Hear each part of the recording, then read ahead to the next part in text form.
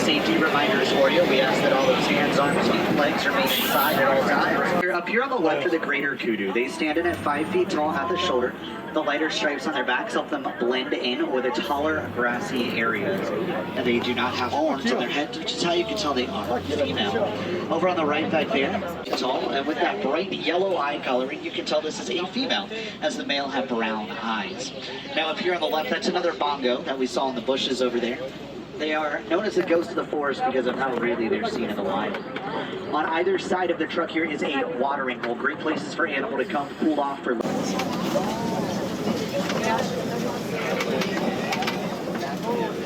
On the left over here, the black rhinoceros, more of a rear view of this animal, weighing in at 3,000 pounds, fully grown. Very solitary, territorial animal. This animal does have a pointed lip, which does help with assisting to grab on to vegetation out there in the wild. Now, if you happen to be seated on the right-hand side of the truck, we'll be looking at the water coming up on the right-hand side. If you're on the left-hand side of the truck, well, no worries at all. We will find a few more on the left just a moment after that.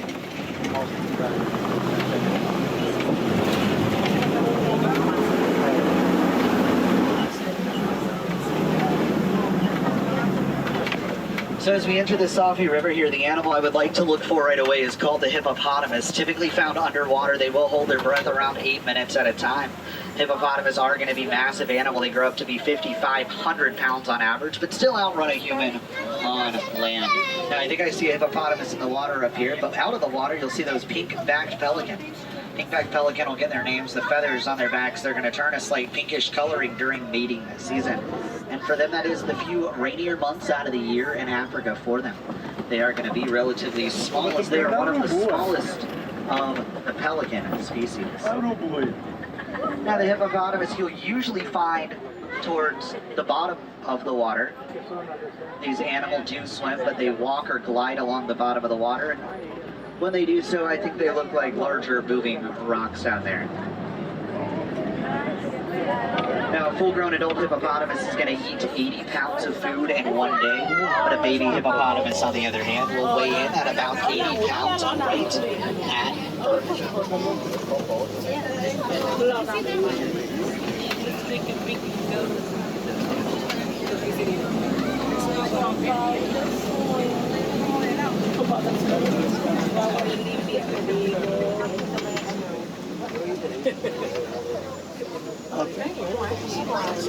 Now you're also going to see some blackbirds while we're out here as well. These are going to be vultures. They are local to the area, and you will see them periodically throughout the reserve and throughout the rest of the park today as well.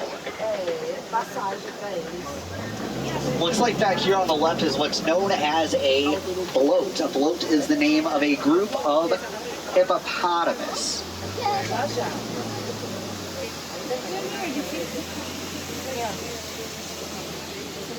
We're going to exit the bridge here to exit the Safi River.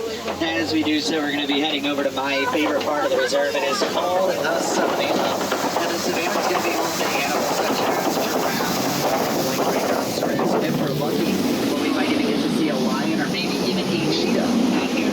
Personally, my favorite part of the Savannah is how animals, just by living their everyday lives and then helping each other out in some pretty cool ways, which we will talk more about a little bit later on.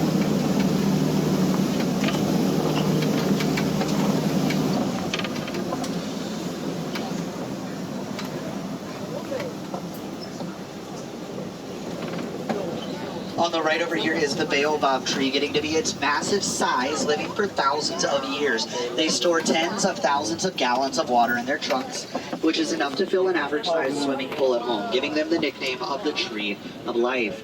Now, they do remain leafless 9 months of the year. It is why they are also commonly referred to as the upside-down tree. As we enter the savannah here, home to those animals I mentioned a moment ago, as well as many, many more, you'll see a lot of broken down trees and branches along the way out here. Pretty good signs a larger animal have made their way through here at a point in time. Just waiting for the truck ahead of us to get a little bit further into the savannah before we head in ourselves. I can see this giraffe from over here. This is going to be a Maasai giraffe. You'll be able to tell by the more messy pattern which they have. Now, giraffe, they're going to do most everything standing. That does include eating, drinking, sleeping. Giraffe will even give birth standing up. As a giraffe does give birth standing up, that introduction into the world for a giraffe is a 6-foot drop into the world right at birth. Now, speaking of 6 feet tall, we have this Patterson's eland here, largest antelope in Africa, 6 foot tall at the shoulder, weighing in well over the 1,500 pound mark, fully grown. These are the largest antelope in Africa, however. They are the slowest, only reaching speeds to around 25 miles per hour when they run.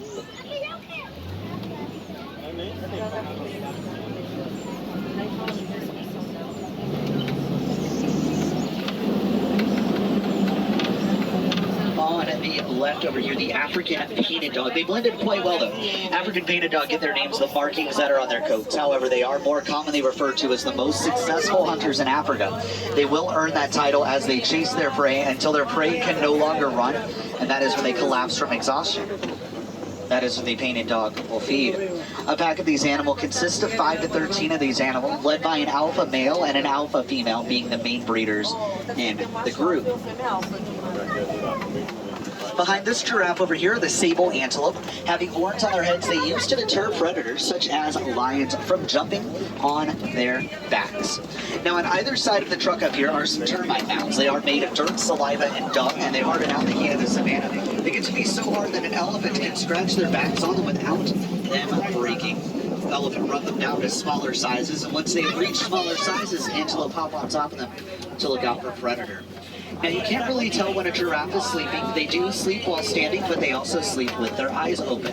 They sleep for a total of around 30 minutes a day, which is not all at one time. They take 2 to 3 minute power naps periodically throughout the day. Most of the day the giraffe consists of eating. They eat for about 21 and a half hours of the day. Now, in order to assist with eating, giraffes have these really long tongues, and the tongue of the giraffe is not only long enough to lick their eyeballs, they can clean their ears out with their tongues as well. However, that animal also has longer strides, helping them reach speeds up to 30 miles per hour when they run. Another beautiful view of this Patterson's eland over here on the right.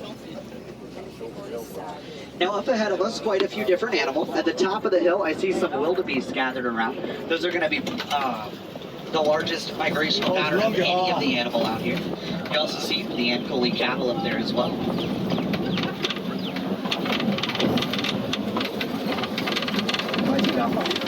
Now the cattle up there, horns grow anywhere 3 to 4 feet length each. You also see off to the right up there are the Springbok, those small tan antelope get their names for their incredible jumping abilities.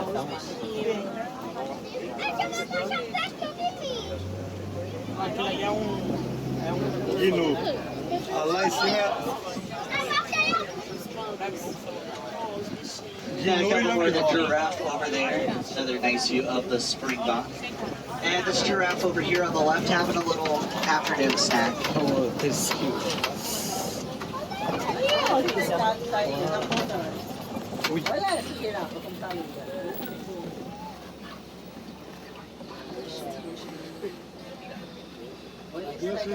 Now, just up ahead of us is one of the watering holes, and on the way there is this knocked-over tree.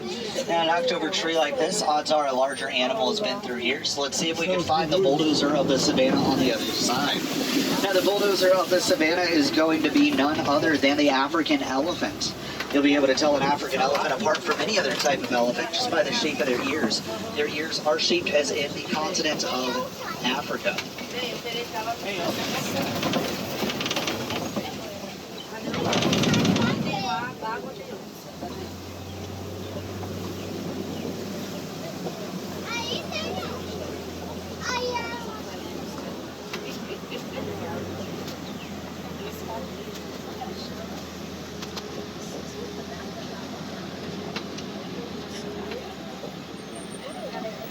Oh, I see a little bit of movement back there. It's one of the elephants. Now, we probably won't be able to get a great view of this animal. We'll see if we can get a little bit better one.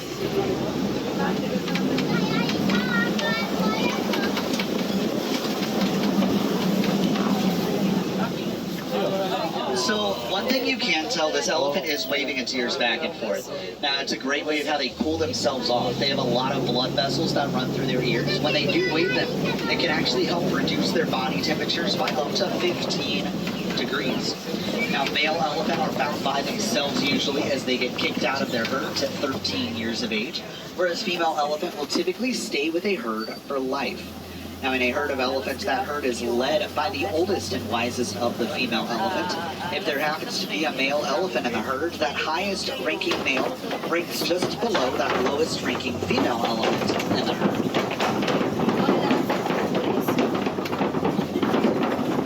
Now, as we exit off of the bridge here, we are approaching the red clay pits, a great place for us to find more signs that any of these animals could be nearby.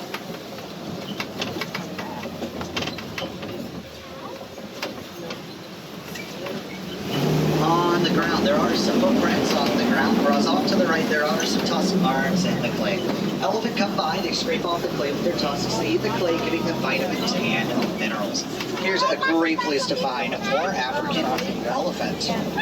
Now, if you think of an elephant, large animal, you might think of a pretty large baby, which is definitely the case. For humans, that average pregnancy is around 9 months, but for an elephant, that average pregnancy is around 23 months, just shy of 2 years.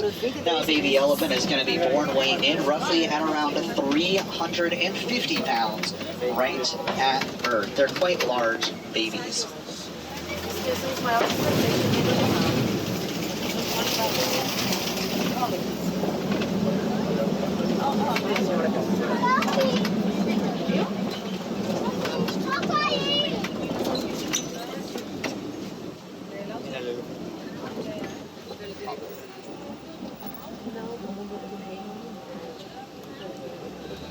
Now, off to the right here, another great look at the Ankole cattle. Now, if you see any more cattle out here, you might notice different coloration on the cattle, which farmer in Africa breed a different coloration of cattle to see what coloring and markings their offspring will have.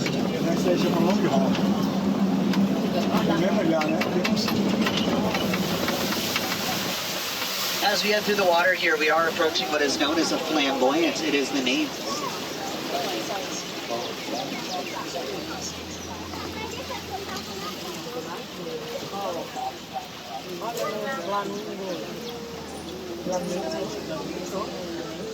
So the greater flamingo, they are the largest and the lightest in coloring of any of the flamingo species. They get their pink coloring from a diet of shrimp that they eat. Flamingo are born gray, and it takes 2 years or so for that colorization process to happen. Now, you will find these animals fully upside down in the water with their feet bobbing back and forth. It is how they eat, as flamingo are bottom feeders.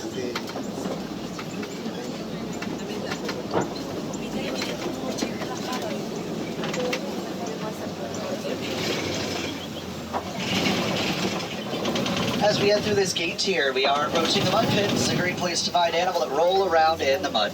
What we want to look for over here are the white rhinoceros. Now, a group of rhino is known as a crash.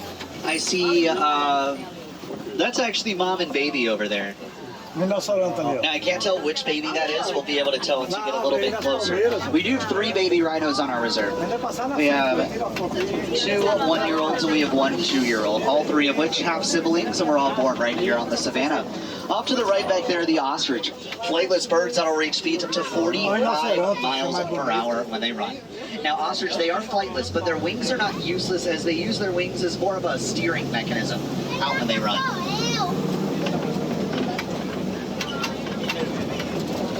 So this is one of the 1-year-old baby rhinos. A baby rhino weighs in at about 150 pounds at birth.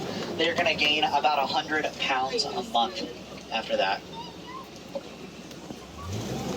Now, they are quite large, but they can reach speeds up to 35 miles per hour when they run. A little faster of an animal there is that cheetah that's up on the hill next to the tree over there, a little far to the left. Now, cheetah are known as the fastest land mammal. They can reach speeds upwards to 70 miles per hour when they run. And they can only hold those high speeds around 30 seconds or so before tiring out. They are going to be one of the larger of the cat species, though, that will purr instead of...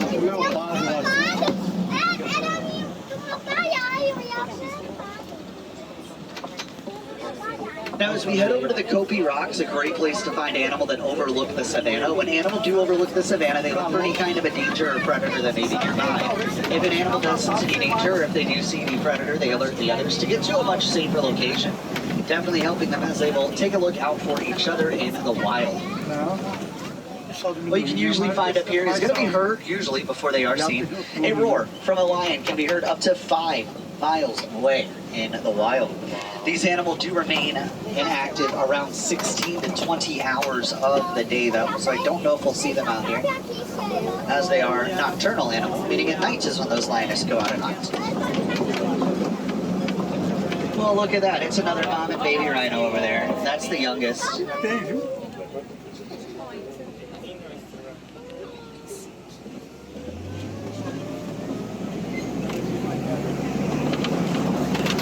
I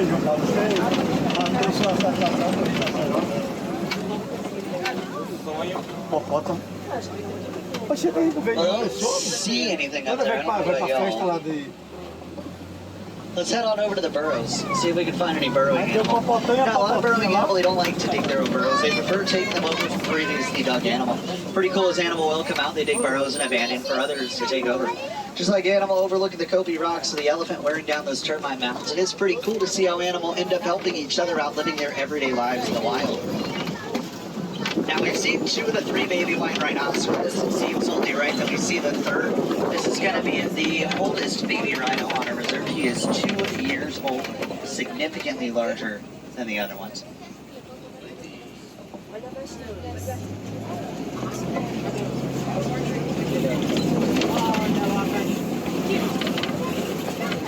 Now, taking a look at the ostrich, you might notice they are a little bit more gray than black in coloring, and that's how you can tell they are female, as the male are significantly darker in their coloring.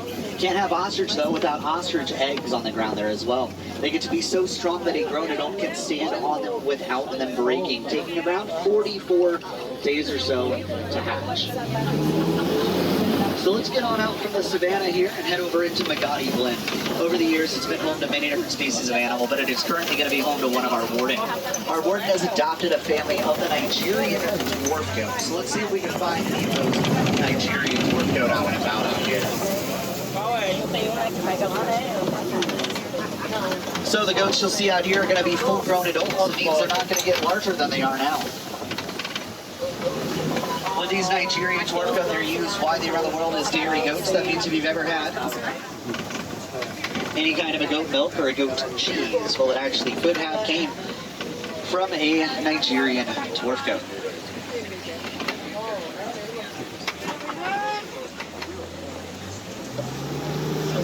Now we saw some cool animals out here. We're going to exit Magadi Glen to head back over into the village of Harambe. Now in Swahili, Harambe is a word that means to come together. So we are heading back into the village in which we all will come together. Now as we head out from the animal world, we are heading back into our world. If you really think about it, we are not all that far apart. It is very important for us to have these animals out here. Many of them are endangered or facing struggles out in the wild, such as habitat losses. Whether this was your first, your 50th, or your 500th safari, I hope you had a great time. I hope you do return. No 2 safaris are ever quite the same. And the animal out here, they will definitely make sure of that.